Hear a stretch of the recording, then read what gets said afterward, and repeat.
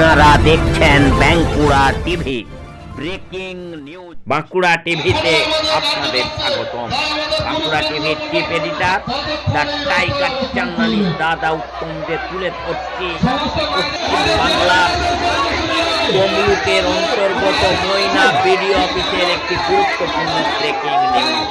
এই মুহূর্তে আপনারা দেখতে পাচ্ছেন তমলুক বিজেপির নেতৃত্বে ময়না বিডিও অফিসে বিডিওর নিকট ডেপুটেশন এর ব্যবস্থা করে তমলুক বিজেপি।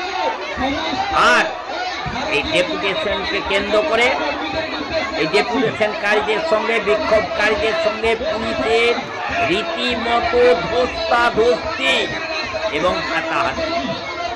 আর এই হাতাহাতি ধস্তাধস্তিতে যখন কয়েকজন মহিলা বিক্ষোভকারী, মূলত বিষয় ডেপুটেশন শান্তিপূর্ণ ছিল, কিন্তু যেহেতু বিজেপির বিক্ষোভ সেই জন্য এই ময়না বিডিও অফিসের গেট বন্ধ করে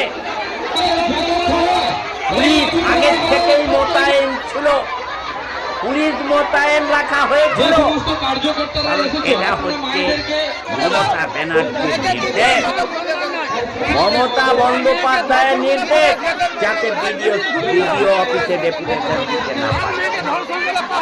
আর পুলিশ মোতায়েন ছিল গেট বন্ধ করে, কয়েক হাজার পুলিশ পশ্চিমবাংলার পুলিশ, যারা পশ্চিমবাংলার মানুষের, পশ্চিমবাংলার মহিলাদের নিরাপত্তা দিতে পারে না, তারা এই রকমই বিজেপির এই ডেপুটেশনকে বন্ধ রাখার জন্য হাজার হাজার পুলিশ ওখানে মোতায়েন রাখা হয়েছে, গেট বন্ধ করে দিয়েছিল।